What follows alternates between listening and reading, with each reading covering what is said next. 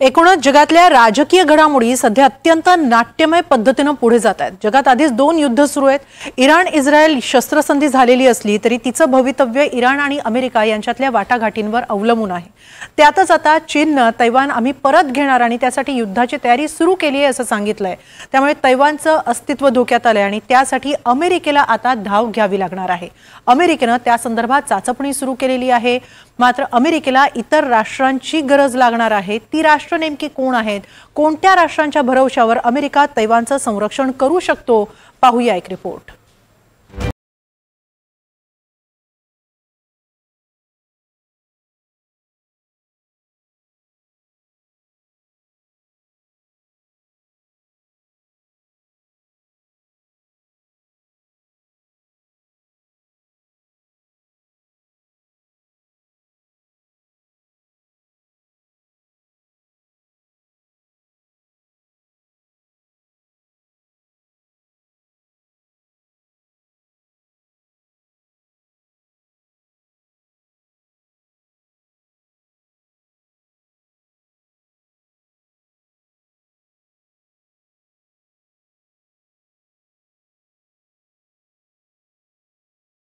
मध्ये झालेल्या Taiwan relations act अंतर्गत अमेरिकेकडून तैवानला मोठ्या प्रमाणात शस्त्रविक्री केली जाते।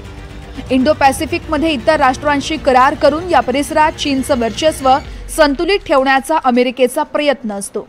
क्वाड आणि ऑकस यासारखे करार अमेरिकेने केलेले आहेत। क्वाड आणि ऑकस यासारखे करार अमेरिकेने केलेले आहेत। यातील क्वाड मध्ये भारतही सदस्य देश आहे।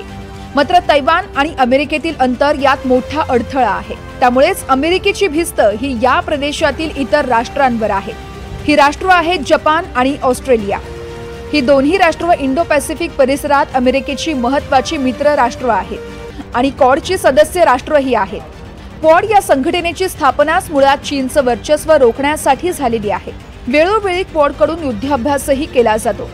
आता मात्र तैवानवर जर चीननं खरंच आक्रमण केलं तर जपान ऑस्ट्रेलिया ही राष्ट्र काय भूमिका घेणार असा थेट प्रश्न अमेरिकेने विचारलाय अशी माहिती सूत्रांकडून मिळते।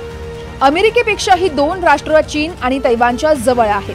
त्यामुळे तैवानवर आक्रमण केल्यास चीनला या दोन राष्ट्रांच्या तयारीचा अंदाज घेऊनच हे आक्रमण करावं लागेल।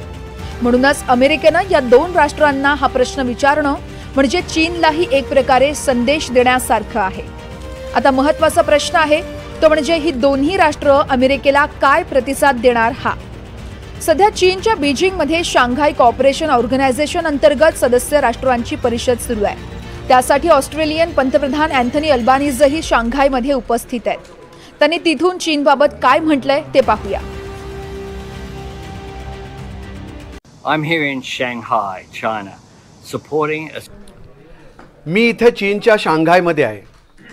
ऑस्ट्रेलियन अर्थव्यवस्था, व्यापार, रोजगाराला पाठिंबा देण्यासाठी मी इथे आलोय। चारपैकी प्रत्येकी एका ऑस्ट्रेलियन माणसाचा रोजगार हा मुक्त आणि न्याय्य व्यापारावर अवलंबून आहे आणि आपला सर्वात मोठा निर्यात भागीदार आहे चीन। म्हणूनच मी माझ्यासह संसाधन, पर्यटन यासारख्या क्षेत्रातील मोठ्या प्रमाणातल्या व्यापार संधी आणलेल्या आहेत आणि यात चीनचा सहभाग महत्त्वाचा आहे। चीनसह व्यापार करणं हा आपल्या प्रदेशासाठी स्थैर्य आणि सुरक्षा देणारी संधी आहे। म्हणूनच पुढील काही दिवस मी ऑस्ट्रेलियन रोजगार आणि व्यापारासाठी चीनसह उत्तम संबंध बनवण्यासाठी प्रयत्न करणार आहे। to the benefit of Australian jobs and the Australian economy. Australia आणि जपानमधील सरकार आणि जनता सध्या तरी कोणत्याही युद्धाला सामोरं जाण्यास तयार नाहीत आणि त्यामुळे अमेरिकेच्या प्रश्नावर थेट उत्तर देणं दोघांनीही टाळलेलं आहे। भविष्यातील परिस्थितीवर भूमिका घेणं योग्य ठरेल, म्हणजेच वेट अँड वॉचची भूमिका दोन्ही राष्ट्रांसाठी उपयुक्त ठरणार आहे। तर चीनच्या मते अमेरिकेची ही दबावाची रणनीती आहे।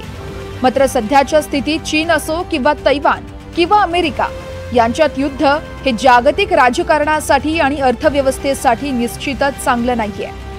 कारण अलीकडेच इराण इस्रायल संघर्ष, भारत पाकिस्तान संघर्ष होऊन गेलाय।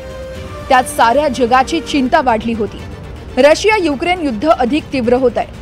हमास इस्रायल युद्धविरामाची कोणतीही शक्यता दिसत नाहीये।